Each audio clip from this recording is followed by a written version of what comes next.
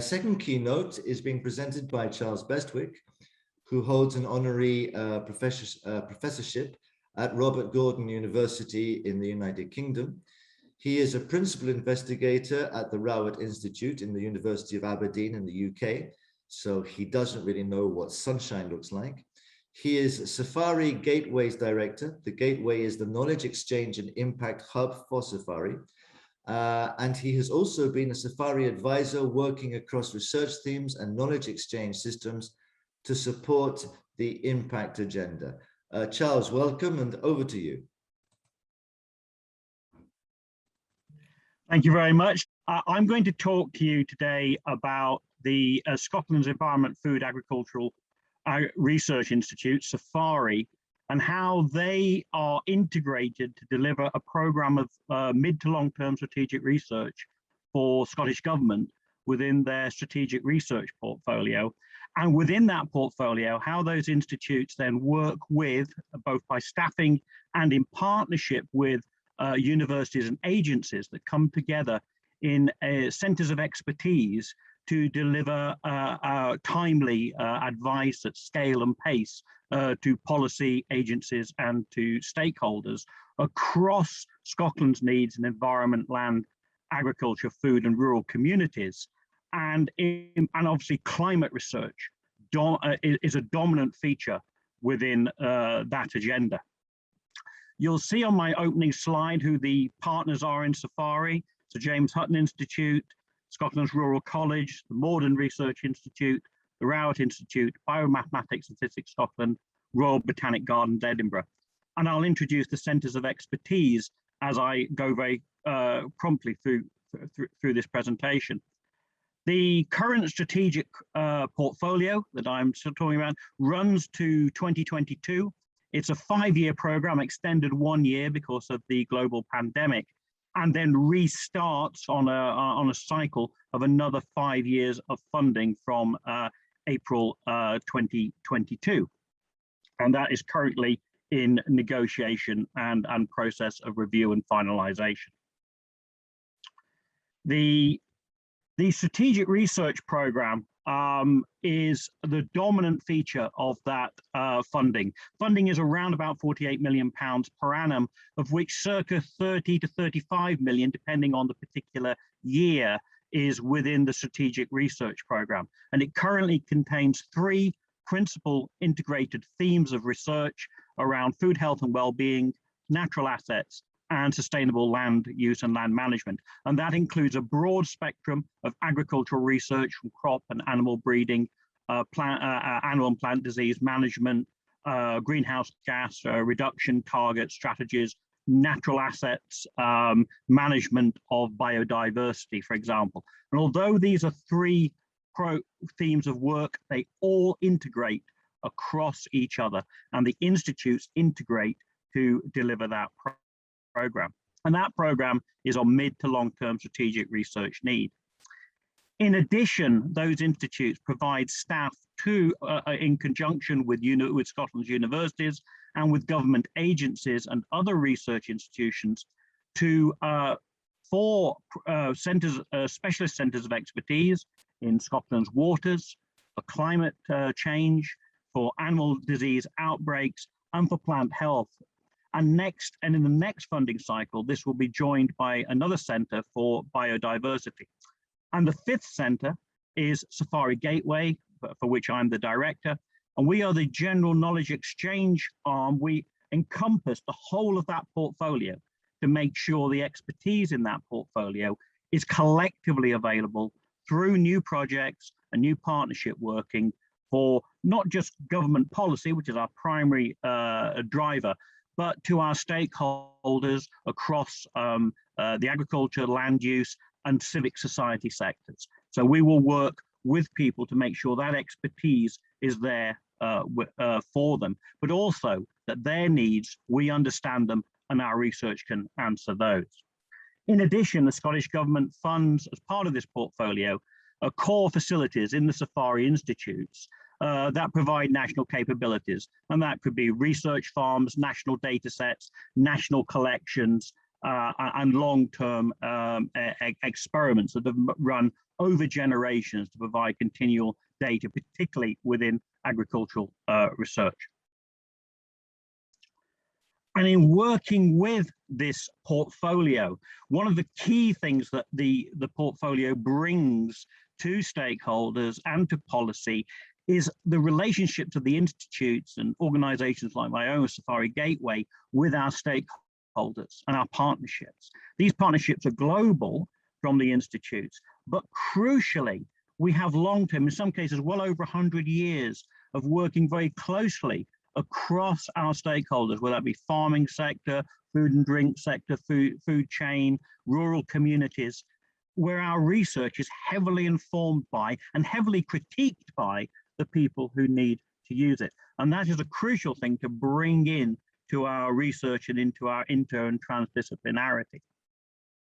All of our centers, the centers of expertise that support the outputs of strategic research, they all have different funding models. They all have slightly different structural models. But the key thing is that that doesn't get in the way of the aim is to deliver expertise and evidence to policy and practice to create change on the ground. So for SEFARI Gateway, we are the Knowledge Exchange, Innovation and Impact Hub for this portfolio of work. We drive access to individual interdisciplinary expertise across that portfolio, and we enhance the flow of knowledge to and from it so that we are informed by it as we are informing others. And our approach is always, in the projects we develop, is to be bespoke and adaptable. We design project with stakeholder to answer the need so that resource precisely meets need, and we're adaptable to that. So our project model changes with the need. We currently are engaged with over 130 stakeholders in Scotland, delivering projects across environment, climate, agriculture, land and communities. And we run a whole range of schemes from fellowships embedded with those stakeholders, interdisciplinary working groups looking at strategic issues around Scottish policy agenda areas. And we produce a variety through our website. You'll be able to access a variety of our reports and our case studies and our partnerships. But our key thing is to make sure that we deliver the right information at the right time, at the right scale and pace. And that working with stakeholders, that co-design is crucially important in that. Give you an example of some of the work we've done relevant to COP26. We set up a specialist advisory think tank group to address the International Convention on Biodiversity 8013 target, looking at conservation of genetic diversity. There was no protocol for this prior to this think tank being set up, and they have created a world first, a toolkit that can be used internationally to identify genetic conservation needs and to target those needs. It's already been used successfully in the UK and helping to establish the first of our UK genetic conservation units in Wester Ross. And it's been recognised by both the Scottish and UK governments for its international importance, and recently has won awards for its work. The key thing there is, though, this brought together our researchers with those of universities across the United Kingdom and government agencies, both here in Scotland and in the wider United Kingdom, to tackle this specific issue, and then has been taken forward by those partners into the international arena. If we look, for example, our partners in the Climate Exchange, the Centre for Expertise on Climate Change in Scotland, an example here of how they're working is to enhance both the restoration of peatland sites, huge stores of carbon within our peatlands, some of which are poorly eroded, and to work with stakeholders to make sure they understand the needs of this preservation. Crucial part of Scotland's climate policy. CREW, our Centre for Expertise of Waters here, looking at the impacts, of course, of climate on people, which is increased flooding is a feature of that, and how people can be adaptable and resilient in the face of flooding. which, as we know, is becoming all too common in many climates now in response to climate change. Plant Health Center. Here, climate, not specifically this example here to do with climate change, however, increased propensity for disease is clearly a feature of the changing climate, and the Plant Health Center provides the ability to for foresighting and also for responsiveness to emerging and current disease threats and changes in their propensity. In this particular case, looking at the impact of potato cyst nematode on the potato industry in Scotland. And their work has had huge ramifications for building up a capacity to resist this insidious pest. In animal disease outbreaks, again, increasing animal welfare, higher levels of health are crucial to reducing greenhouse gas emissions on farm.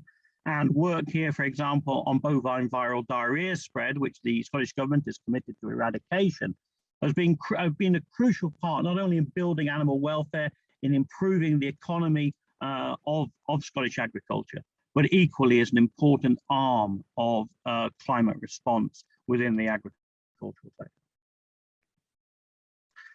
And as we look at all these individual measures that are occurring across our centers of expertise and the strategic research program, a just transition is vital for so many sectors, but also for individuals and communities, how they are going to be affected by just transitions. How are we going to achieve a justice for people where they're not left behind by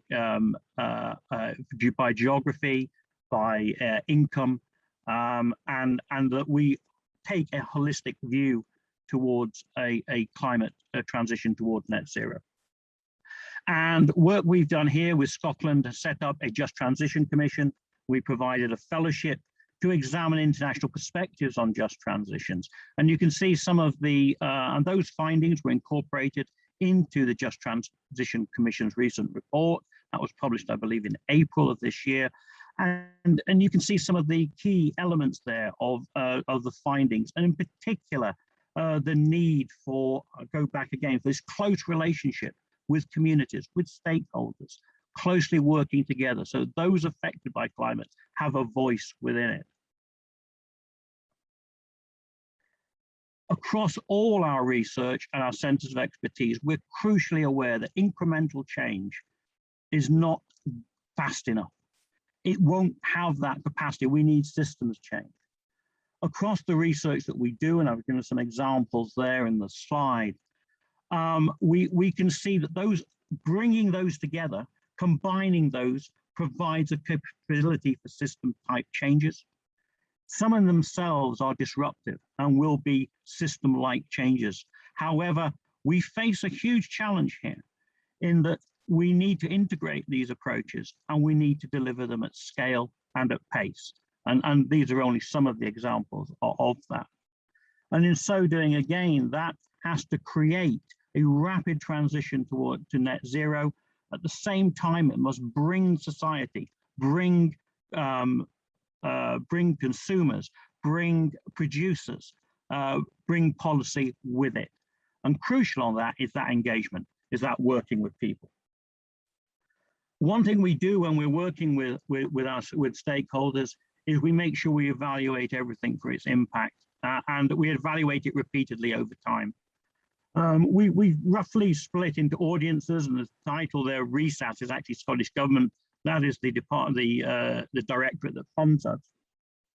And we look to see how our work impacts change repeatedly over time. And that enables us to target gaps and to re-engage. And we look very much towards legacy in the work that we do. And of course, those audiences, it's not really the wrong term, it's partners. We're not really too interested, we want people to listen to us, but we want to listen and actually want to work with people. And this is an example of where we sit between research and policy and practice and economic outcomes.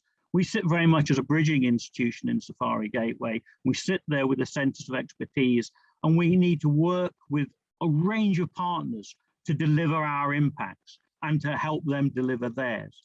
And all of that, we need to use our resource flexibility, our ability to adapt our own approaches to meet need. We mustn't become boxed in to a particular way of thinking. And by doing so, I think you create more flexible, more greater mutual understanding within the knowledge systems that exist within a particular environment in which you're working. And this is an example of the knowledge systems we work with within Scotland. Finally, that capacity and capability, that integration has been absolutely crucial in COVID response. The institutes have produced a considerable effort, both institutional and individual researcher level, in tackling COVID within Scotland. And those long-term capacities, for example, our knowledge on testing and monitoring, our vaccine-type technologies, have all been usable at different scales and in different environments to be able to help to inform decisions and activities around COVID, and particularly point out the importance that the institutes had in a pilot study for the National Health Service in Scotland on enhancing testing capacity for COVID. The institutes have also made huge inroads in looking at how COVID has affected diet and health and well-being across Scotland. So I'll finally leave you with hopefully how we're integrated, working together, moving our projects and our relationships to influence, to inform and develop and deliver effective policy on the ground. I'll be very happy to pick up with any of you following this meeting, our structures, the way we look, integrate our work, the way we look at impact, opportunities for working with our institutes or our centers of expertise. And finally, I'll just hope I've not been going on too long, and just really to thank you very much indeed for inviting me to present today. Thank you. Thank you very much, Charles. Some very, very interesting initiatives from Scotland, which I appreciate as well very much the inclusion of what we call the quintuple helix in political circles, the involving of all social sectors in finding solutions and guaranteeing as well those solutions continuity. So thank you very much for that.